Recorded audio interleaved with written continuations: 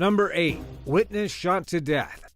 21-year-old Kelsey Schelling was pregnant when she went missing in 2012. Her ex-boyfriend and the child's father, Dante Lucas, had asked her to drive from Denver to his hometown of Pueblo in Colorado. He told her that he had a big surprise planned for her.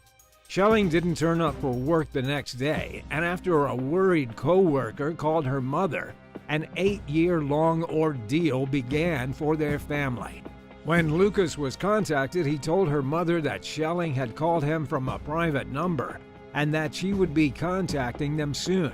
Lucas was questioned by the police, but his story didn't match up to the CCTV footage found in the Walmart parking lot where he said he met his girlfriend. For the first couple of years into the investigation, Schelling was thought to be missing.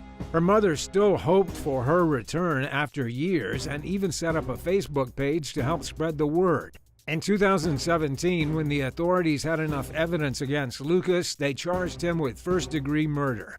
In 2021, his trial began, but the case faced a major setback. 31-year-old Roxanne Martinez was all set to testify against Lucas. Martinez's testimony was especially important for the case because, according to the district attorney, Lucas had confessed to her about the murder. But on February 25th, Roxanne was found dead from a gunshot wound. The Denver Police Department said that her death wasn't related to the case, but Martinez's cousin believes otherwise. According to the cousin, there was a big possibility that Martinez was murdered because of the ongoing case. It can't just be a coincidence, right? Despite Martinez's murder, Schelling's family got their justice. 29-year-old Dante Lucas was found guilty of murder by the jury in February 2021 and sentenced to life in prison without the possibility of parole. Number 7. Witness faked a story. Witnesses are a crucial part of any trial, especially eyewitnesses. There's nothing better than getting a witness who saw the crime take place. But sometimes things can get out of hand, especially when the witness turns out to be the villain. In 1994, George Radcliffe was found dead in his pickup truck in North Carolina. A year later, Montoya Dante Sharp was charged with the murder. Years later, in 2019, Sharp was pardoned by a judge after authorities found that a witness had completely made up the story leading to Sharp's sentence. When the trial for Radcliffe's murder was going on, the prosecutors called 15-year-old Charlene Johnson as a witness. Johnson testified that she saw Sharp and Radcliffe in an argument. According to her statement, the two were fighting over a drug deal. Johnson claimed that she saw Sharp with another man, trying to hoard Radcliffe into a truck. The two then crashed the vehicle in a vacant lot and threw away the key. Johnson said the altercation was face-to-face, and that's when Radcliffe was shot. However, that doesn't hold true since the medical examiner's notes say that the bullet was fired from far away. The examiner hadn't heard Johnson's testimony during the trial and couldn't highlight the mismatch. A few weeks after the ruling, Johnson took back her testimony, but that didn't mean Sharp could change his sentence. It took him 24 long years to finally get freedom from the wrongful conviction. Johnson's statements weren't just exaggerated, they were completely false. She wasn't present at the time of the murder, but could give her story in such detail because she just made it up based on television shows. This grave mistake took 2 decades of Sharp's life. Number 6. Parrot witness. Some criminals leave evidence, some criminals leave witnesses. But what about the ones that leave none? How do you find the culprit, and more importantly, how do you solve the case? Real life is not like those movies where a detective conveniently finds important clues that lead to the crime. Well, sometimes it is though. In this case, a crucial witness was left behind who had seen the gruesome crime, but the court couldn't use their testimony. In 2015, Martin Durham from Michigan was shot dead, and his wife Glenna was injured from a gunshot. Other than the two, nobody else saw what actually went down, but their pet, an African gray parrot named Bud, saw more than he should have. Martin's ex-wife Christina took the pet and realized that the parrot was repeating the conversation Glenna and he had had on the night of the murder. The parrot repeated the argument they were having, and it ended with the words, "Don't shoot." Martin's mother also believes that Bud might have picked up on the heated argument. That bird picks up everything and anything, and it's got the filthiest mouth around, she told the BBC News. Using Bud's statement would have made the case against Glenna stronger. A prosecutor in the trial even considered using Bud's squawking as evidence, but the plan was dismissed. Bud was never called to testify during the trial, and his recording wasn't used either. Fortunately, the other evidence in the case was enough to prove that Glenna had shot her husband 5 times before trying to kill herself. She was charged with first-degree murder in 2017 and was sentenced to life behind bars.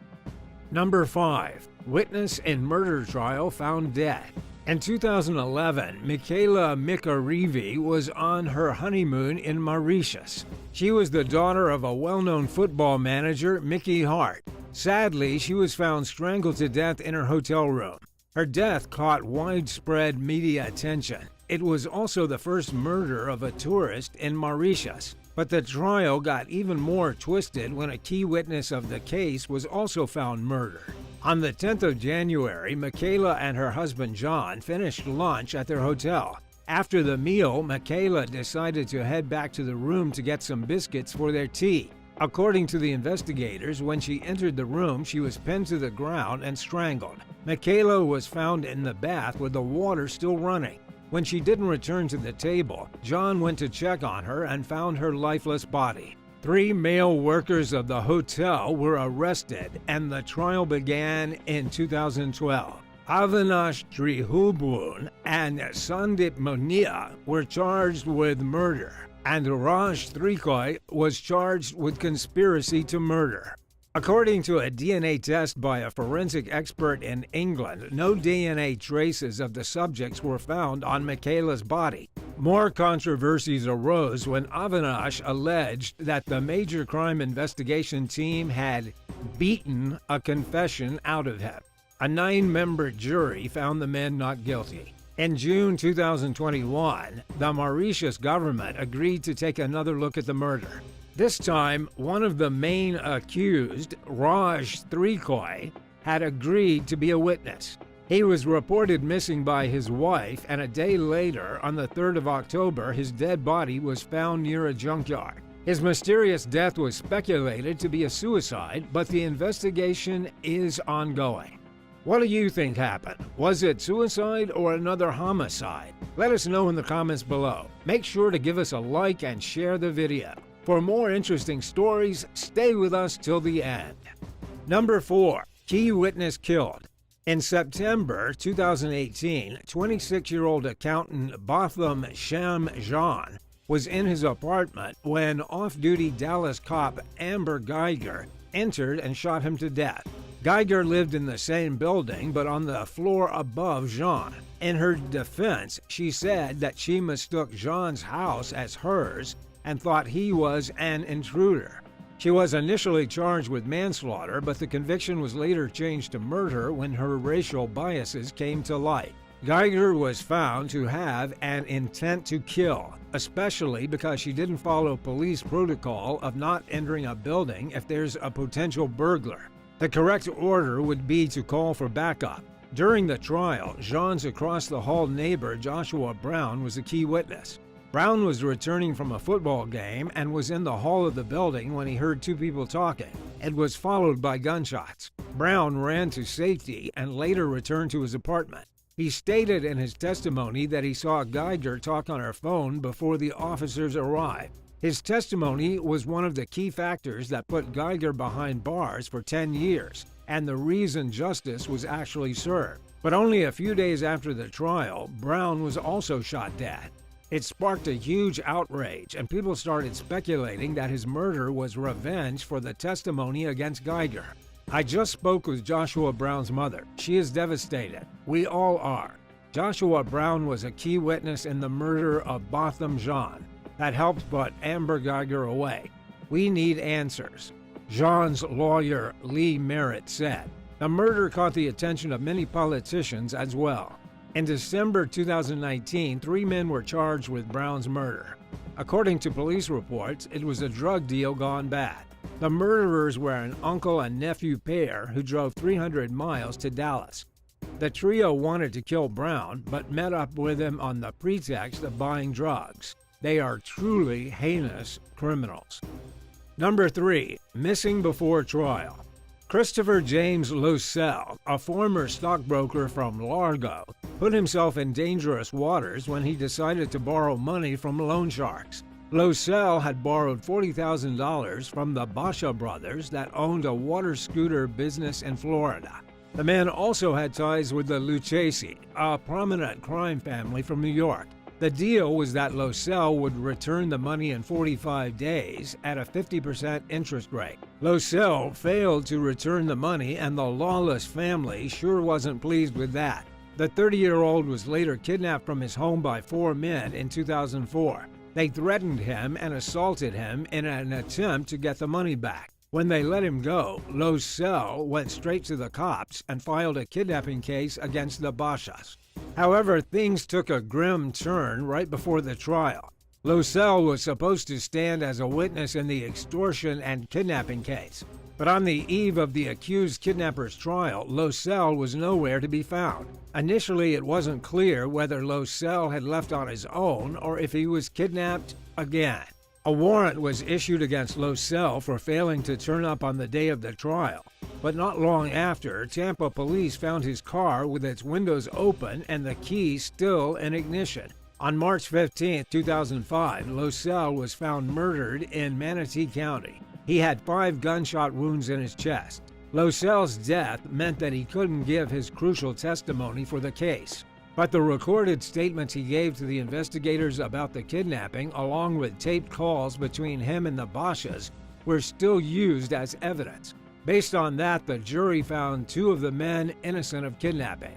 The jury couldn't reach a verdict on the other 2 accused. All of the men denied any ties with Losell's murder and even passed polygraph tests. The investigators stated that there were no other leads in the investigation, and today the bloodthirsty criminals roam the streets free. Number 2. Made-up testimony. Doris Washington and her 13-year-old daughter Nishanda were found dead in their home back in 1991. The firefighters found their bodies on the bed of their burning home. A year later, Angela Oliver's statement became a key testimony that put suspect Daryl Howard behind bars. Howard had always maintained that he didn't murder the mother and daughter and that someone else was responsible. Now, almost 26 years later, Oliver has stated that she never actually witnessed any murder. She recanted her statement and said that she was forced to say it by the lead detective, Daryl Dowdy. During the trial in 1995, Oliver declined to answer questions and was treated as a hostile witness. Since she refused to help, a recording of her statement was played to the jury. In the recording, Oliver said Howard had threatened to kill Doris Washington if she didn't come up with his drugs or money. She described how Howard and his brother went back to Doris's house and beat her. Oliver revealed that Howard said he had to burn them since he didn't want to leave behind any evidence. In a federal civil trial that began this November, Howard stated that Dowdy's evidence tampering violated his right to a fair trial. He also stated that Dowdy fed Oliver the information that was used in her recorded testimony. Dowdy refused all the allegations against him.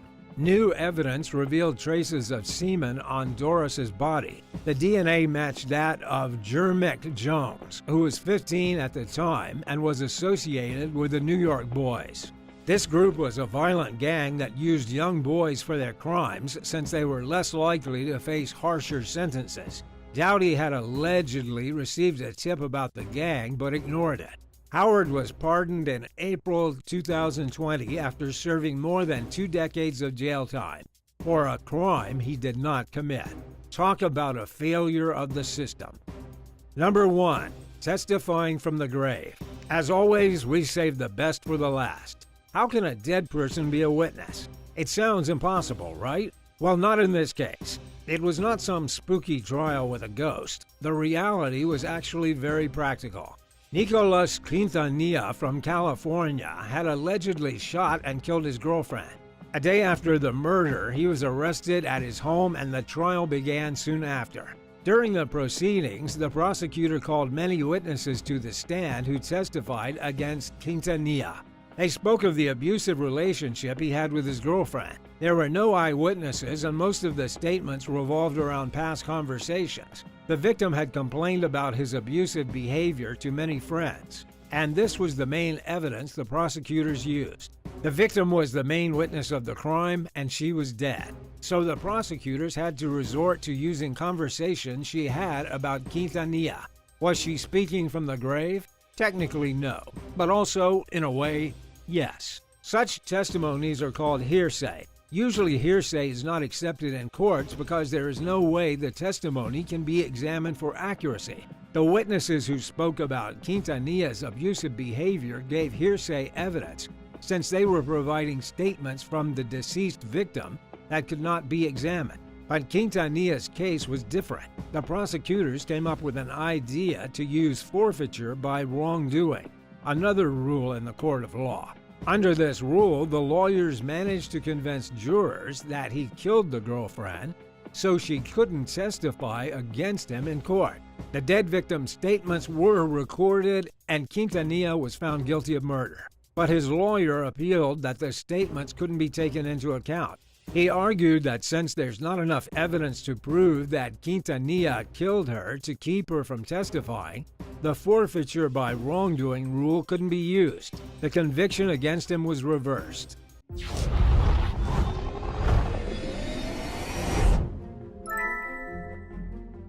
Number 12. In the wrong hands.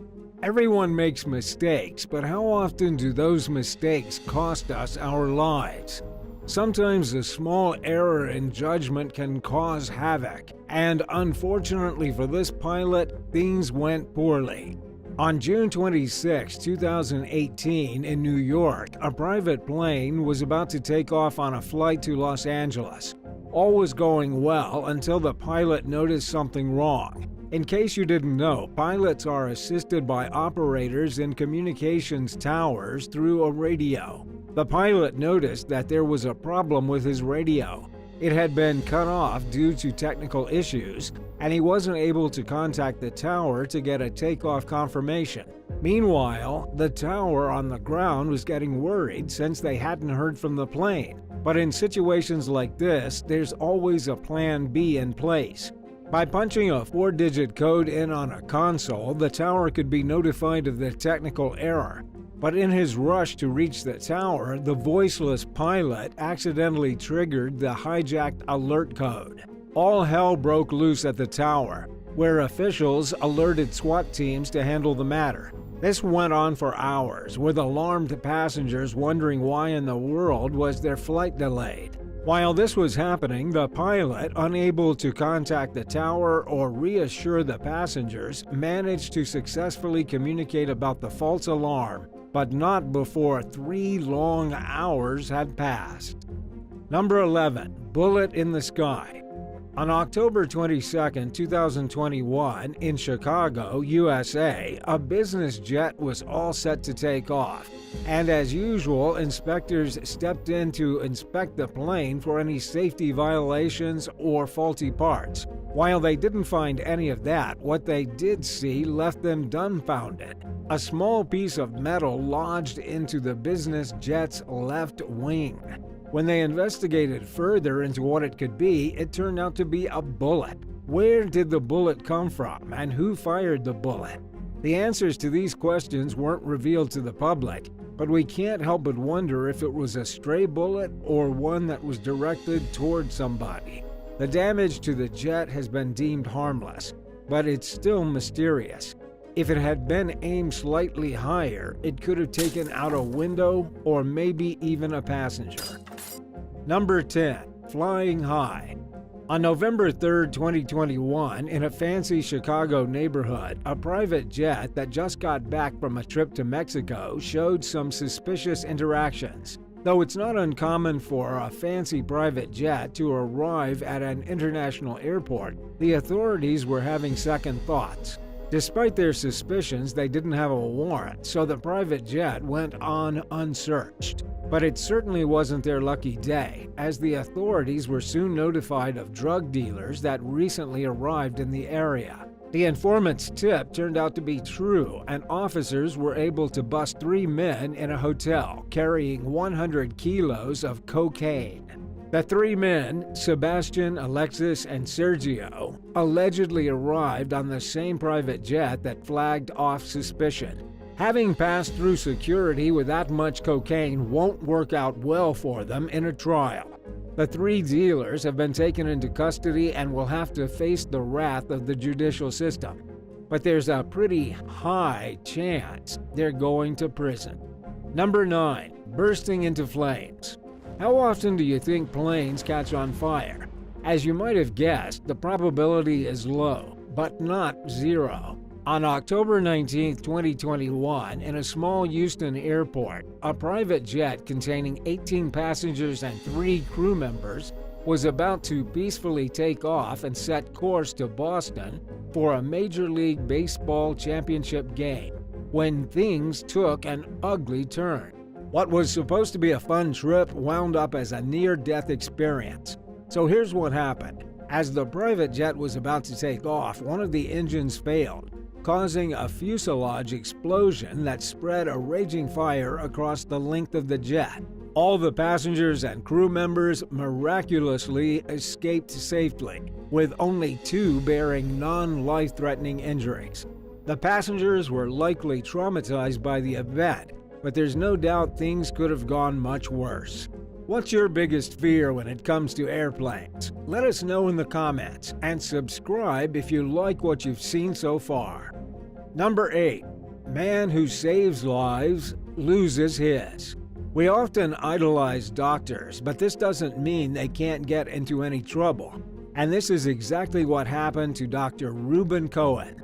On July 3, 2021, in Colorado, a private jet plane owned by the world-famous surgeon Reuben Cohen was en route to explore the skies just for fun. Dr. Cohen was actually a licensed pilot himself. Unfortunately, the doctor, along with his aviator, David Zara, decided to explore the mountains outside of Aspen, known to be a tricky and dangerous spot for flying. As they took off and enjoyed their time, an unfortunate turn of events began to unfold. The surgeon and his pilot met their end amid the cold ridges of the treacherous mountains.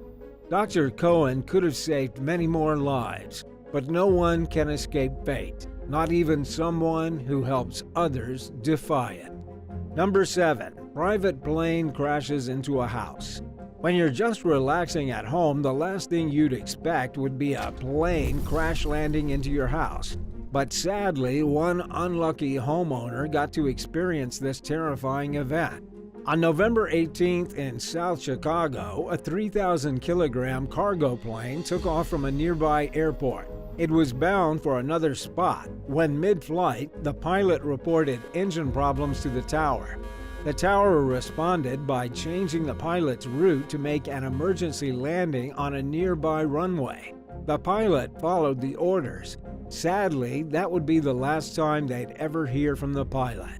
When the authorities checked, the plane was recognized as the one which had been rerouted. Although nobody else was harmed, the pilot of the plane died in the crash. The homeowners were utterly shocked to see a massive plane crash into their home, but they were able to get out safely without any injuries. This story makes us believe that it is never too late to expect the unexpected or get home insurance.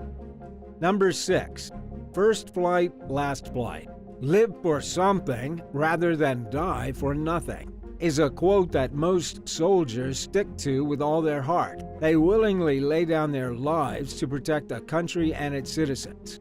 On July 4, 2021, in Sulu, Philippines, a private military plane containing 96 fresh graduates from military training were en route to finally assume their duties in Sulu, but not all of them made it. While mid-flight, the military plane missed the runway for its destination and was asked to route its way back. Out of the blue, the engines failed and the plane came crashing down into a nearby town, killing 45 soldiers and injuring 49 more. Apart from the soldiers, a few civilians were also hurt. It was not the first time such an accident happened, but it is something we hope to never see again. Number 5. Engine failure. How far can your wealth take you? Can death discriminate between the rich and the poor? Sadly, no matter how much you have or how little, death doesn't discriminate. On October 4, 2021, in Milan, Italy, the 68-year-old Romanian billionaire Petrescu decided to visit Italy using his private jet, bringing along his wife and his child.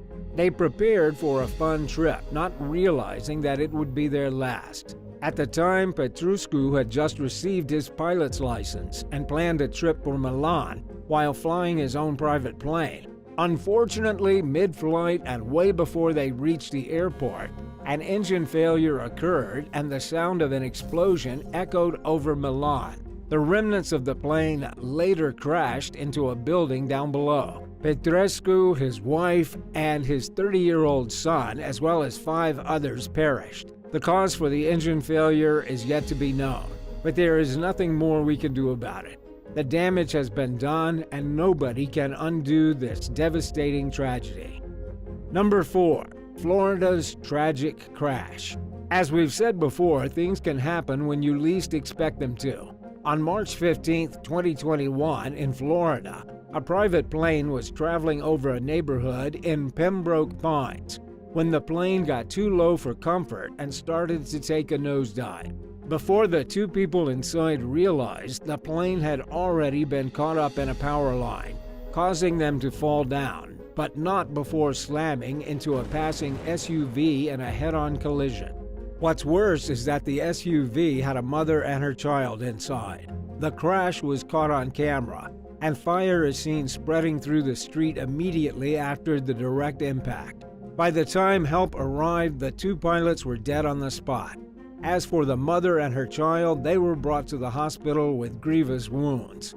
Out of the 2, the child did not survive. Fate, my friends, has a funny way of playing things out. Number 3. Joe Lara's private plane crash. Tarzan was a childhood classic, a story we all loved, and a character that we all knew.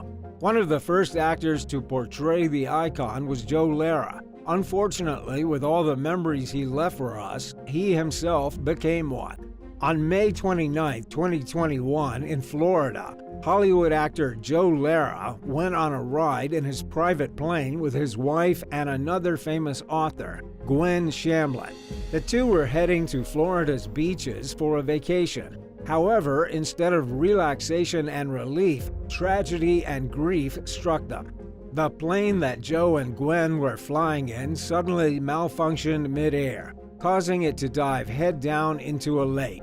The crash into water had enough inertia to crush everything inside of it. Unfortunately, Joe and Gwen experienced this firsthand, leading to their deaths. Joe was 58 years old at the time of the crash. It is tragic for many fans who had known Joe since his days as Tarzan, or those that were fans of Gwen's books, and the fact that we'll never see them is still sinking in for many. Number 2. Delta flight almost gets hijacked. A hijack, one of the most fear-inducing situations to be in, could either be a train or a boat hijack, but the worst hijack crimes have taken place in planes. In August of 2021, somewhere between Afghanistan and Iran, a Ukrainian private plane carrying passengers evacuating out of Afghanistan was sent to pick up Ukrainians who were stuck between the war and their country. However, they were unaware of the risk and the situation that was about to unfold.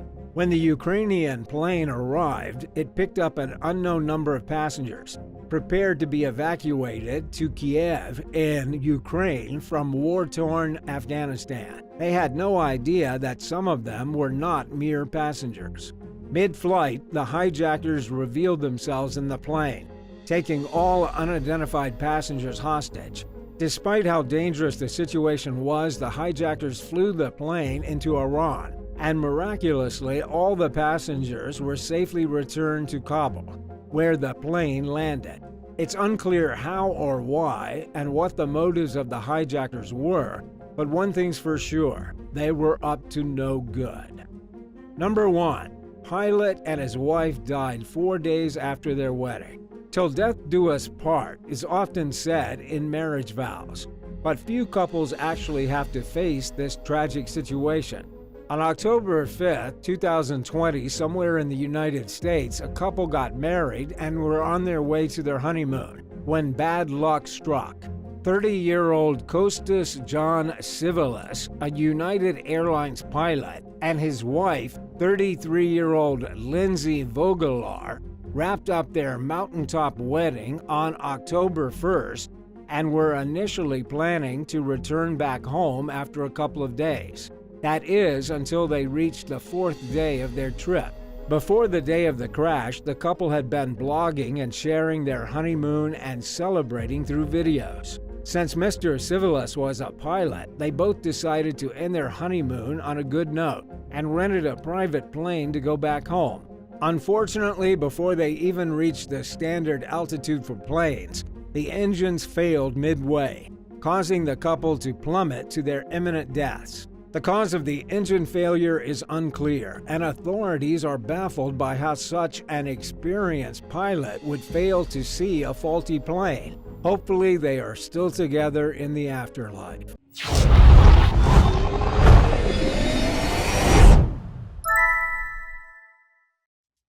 Number 11.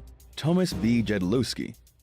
43-year-old Rosemary Bilquist was walking her dogs in a field behind her Sherman, New York home in 2017 when she was shot and killed by a 33-year-old Chautauqua County resident named Thomas B. Jadlowski.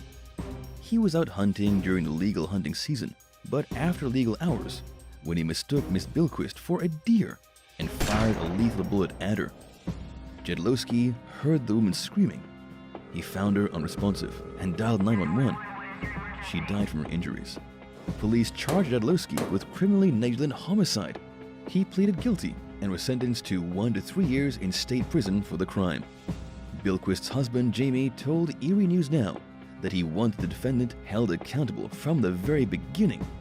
He also said that he hopes hunters remember the consequences that Jadlowski suffered from hunting after legal hours, and that the tragedy compels them to just go home instead. District Attorney Patrick Swanson expressed similar sentiments, stating that he hoped the case would remind hunters of what can happen when basic rules go unfollowed and when guns are used without caution and care. Swanson also said that he hopes Jadlowski will use his experience to raise awareness among hunters about these dangers once he was released from prison. Number 10. A father-daughter tragedy. 11-year-old Daisy Grace Lynn George was hunting in Harrison County, Texas, late last year when her father accidentally shot her with his high-powered rifle. He was cleaning the gun, which he thought was emptied of bullets, when it fired a bullet into the girl's body. The local sheriff's office received multiple calls regarding a hunting accident and rushed to the scene. All the region's emergency medical helicopters were grounded due to inclement weather. Daisy was rushed to the hospital in an ambulance while emergency personnel tried to save her life, but it was unfortunately too late. The family gave the local press their blessing to print Daisy's name in reports of the tragedy. Meanwhile, her father's name remained conspicuously absent from news articles. Authorities announced that an investigation into the incident was ongoing and that their thoughts and prayers went out to the sixth grader's family and friends. The community of Hallsville came together in grief and love following Daisy's death, according to the city's mayor, Jesse Casey. He went on to tell the Longview News-Journal that Hallsville is a very unique place. There's a lot of family values and compassion for your fellow man here. A GoFundMe campaign raised over $16,000 to help the family cover funeral expenses. It's probably fair to say that Daisy's father is luckier than some of the other hunters on today's list, who were treated less warmly by the communities after they accidentally shot innocent bystanders. Number 9. Mark Henderson. It's devastating when a hunter accidentally shoots another person, especially when it's fatal. And it's just as tragic when a sportsman unintentionally fires a bullet into himself and takes his own life. That's what happened to 57-year-old Mark Henderson in 2019 while he was hunting in the woods of Franklin County, Maine. Sheriff's deputies were called to the scene by Henderson himself, who said he had accidentally shot himself in the lower part of his left leg while bird hunting in Flagstaff Township. By the time they got there, he was unconscious. Emergency responders administered CPR to the victim while awaiting hospital transport. Henderson held on for around 40 minutes before he succumbed to his injuries. According to game wardens, his death accounted for one of just 3 fatal hunting accidents in Maine that had happened throughout the last decade. There are around 6 non-fatal hunting accidents in the state every year, which, as you'll learn throughout today's video, isn't too bad compared to the number of accidents that some states experience. Number 8. Jimmy Carl Castle. Late last year, investigators in Boone County, West Virginia, announced that a 70-year-old man named Jimmy Carl Castle accidentally shot and killed a man who he thought was a bear. Castle was hunting around 11 in the morning on December 1st near the small community of Twilight when he mistakenly shot 30-year-old David Nicholas Green, who was digging for roots in the area. The hunter immediately knew something wasn't right. Realizing he may have fired a bullet into a human dressed in black rather than a black bear, Castle sought help from a friend nearby. The pair returned to the site, but decided not to search exactly where the so-called bear had been because of the steep terrain. So they concluded that Castle must have shot a garbage bag and called it a day. Green's family reported him missing the next day, and the Boone County Sheriff's Office found the young man's body a little while later. It initially appeared as though he had died from a fall, but a closer examination revealed that Green had been fatally shot. Castle heard about a body being found and decided to do the right thing. He turned himself in and was charged with failure to render aid and negligent shooting involving bodily injury or death. His case is currently working its way through the state's criminal justice system. Do you think the consequences should be less severe because he turned himself in? Let us know in the comments below. And if you're liking this video, be sure to subscribe. Number 7. Retired officer shot in the woods.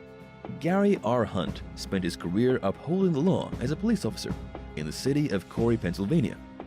Ironically, it wasn't until after he retired that he was struck by a bullet. The 64-year-old was hunting for black bears with his nephew in Warren County last November when the two found themselves crossing a creek on foot. Hunt was walking behind his nephew, who slipped or tripped and fell, causing his gun to discharge.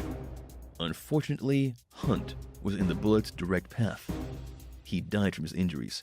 Speaking for the Pennsylvania Game Commission, Information and Education Supervisor Jason Armory told GoErie.com that the nephew's gun was being tested for malfunctions, but he believed that the ordeal was simply a horrible accident and didn't expect any charges to be filed against the nephew.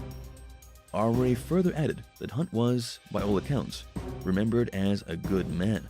2 of his former colleagues, Corey Police Corporals Jordan Kitchen and Brett Sproveri, described the police veteran of more than 25 years as community-oriented, compassionate, and well-liked. They also said that he really enjoyed being a police officer. Hunt had retired less than 2 years before the tragic accident. Number 6. Hunter-on-hunter accidents. 2021 was a bad year when it comes to shooting accidents in western Pennsylvania, where 3 hunters were shot by fellow sportsmen over a 2-week span in late November. 2 of the incidents were fatal. One 58-year-old man named Lawrence Pavolko suffered a life-threatening injury after being shot in the chest by a hunter in Crawford County. Thankfully, he survived and was expected to recover after undergoing emergency surgery. Pavolko was part of a 5-member party that was hunting deer on private property. 3 individuals were driving deer, while 2 shooters remained stationed at fixed locations. The farthest driver spotted a deer and shot. Pavolko followed suit and also fired a bullet at the animal. Then, the middle driver also took a shot, presumably at the same deer, only to hear pained screams moments later. Pavolko was down. His 4 fellow hunters administered first aid while waiting for emergency medical responders. He was airlifted to the hospital, where doctors performed life-saving measures. Sadly, the other 2 hunting accidents that occurred during that 2-week span were both fatal, with one claiming the life of a man in his 70s. The other victim was a 64-year-old retired police officer. Number 5. A fatal family error. While hunting along a gas line in Cambria County, Pennsylvania last year with family and friends, 71-year-old William Tripp was fatally struck by a bullet. A young relative had accidentally shot him in the head while aiming for a deer, bringing the group's Thanksgiving weekend to a tragic end. Tripp was pronounced dead at the scene. Because the shooter is a minor, the press withheld her name and also opted not to disclose the nature of the child's relationship to the victim. The bullet traveled roughly 300 yards before striking Tripp, according to Cambria County Coroner Jeffrey Lees, who spoke with local station WJAC. He described the tragedy as a heart-wrenching, unfortunate accident. Even more sadly, while this type of occurrence is rare, it's not unheard of. Pennsylvania Game Warden Shaw Harshaw told the Tribune Democrat that hunting-related accidents happen every year throughout the state. This means that people can count on history to repeat itself, especially after deer hunting season begins later this year. Number 4. Jordan Griffey. A Clark County, Missouri teen named Jordan Griffey was deer hunting alone near Cahokia last year when he accidentally discharged his firearm and shot himself in the shoulder. The 14-year-old lost a lot of blood and was discovered dead at the scene. The circumstances surrounding Griffey's death are largely a mystery, especially since nobody else was there when it happened. Authorities believe that he tripped and fell, causing his rifle to fire in the process. Anytime a young person loses their life, it's undoubtedly tragic. The community was left reeling from the deadly accident, which brought grieving residents together. A GoFundMe campaign raised over $14,000 to cover the funeral expenses for the high schooler, who was remembered fondly for his infectious smile and as a kind and loving person. The Kansas City Star included a video about the 4 rules of firearm safety in its report of Jordan's death. Hunters are encouraged to keep the gun's muzzle pointed in a safe direction at all times, to treat every firearm as if it's loaded, to be aware of the target and what's in front of and behind it, and to keep one's finger outside of the trigger until they're ready to shoot. Number 3. Hunter shoots hiker. A lot of hunting-related accidents happen later in the year, which is when many states host their annual bear and deer hunting seasons. But some unintentional shootings happen during other times, proving that a person is never truly completely safe from accidental gunfire. One unfortunate hiker in Missouri learned this the hard way last May, when a turkey hunter mistook the individual for a turkey and shot him, leaving him with life-threatening injuries. Due to the remoteness of the location, rescue crews had to use utility terrain vehicles to reach the victim. Once emergency responders reached the scene and realized how serious the injuries were, they summoned a helicopter to airlift the man to the hospital. But it wasn't the hiker's fault this happened. As the St. Charles County Police pointed out in a Facebook post, the shooting occurred along a commonly used hiking trail in the Weldon Spring Conservation Area off Highway 94. In other words, there are usually people on the trail. Either way, it's probably fair to say that the hunter had a responsibility to ensure that they weren't putting any people in harm's way when they pulled the trigger, although the police didn't touch on this topic in their post. At the time of reporting, the victim's condition remained unknown as he received treatment at a Level 1 trauma center. Number 2. Mike Hendrickson. Sometimes, a hunter proves to be their own worst enemy by accidentally shooting themselves. That's what happened to Mike Hendrickson, who fired a bullet into his own leg last year while deer hunting in Meager County, Minnesota. Authorities reported to the scene and found that the man had applied a tourniquet to the wound in an attempt to control the bleeding. The 38-year-old's brother-in-law, Matt Pedersen, set up a GoFundMe campaign in an effort to raise funds for medical expenses. He wrote that Mike was climbing into a tree stand when his gun discharged into his left thigh. Luckily, the man's nephew was with him and immediately ran to get help, while Hendrickson wrapped the tourniquet around his leg. He was airlifted to the hospital, where he received emergency surgery. Pedersen wrote that Mike's first operation revealed significant tissue loss, and that the man had broken his femur. He faced a long road to recovery, and had already received several surgeries by the time the story hit the press, according to family members. Doctors said Hendrickson might end up losing his leg, but that they were cautiously optimistic about being able to save it. Unfortunately, they had no choice but to amputate part of the leg, after failing to find a pulse in Mike's foot. Mike's family described him as the type of person who's quick to drop everything to help someone in need, even a stranger. They started the crowdfunding campaign in hopes that he could focus solely on his recovery without having to worry about money. The fundraiser has gathered nearly $12,000 and is ongoing as Mike continues his healing journey. Number 1. Christian Gilli. Christian Gilli was just a teenager when he became an international shooting champion. Hailing from Italy, he recently took 2 team gold medals in skeet shooting. But not even the pros are immune to human error. The 19-year-old accidentally shot himself in the stomach recently while hunting in his hometown near Pisa. He was bending over to pick up spent cartridges when the gun discharged the fatal bullet. His friends, who were hunting with him at the time, called emergency services. Gilli died at the hospital from his injuries. Italian Shooting Federation President Luciano Rossi led tributes to the talented young sportsman, who he said took several first-place world-ranking medals during the international shooting competition in Peru. These are just some of the many awards Gilli has won, in addition to the individual, team, and mixed team gold medals he took home last May from the European Championship in Osijek, Croatia, according to Rossi. Sadly, the teen's death shows that even the most well-trained hunters and gun users can make fatal mistakes. Thanks for watching. If you enjoyed this video, be sure to give it a thumbs up. And while you're at it, don't forget to subscribe. See you next time. Bye!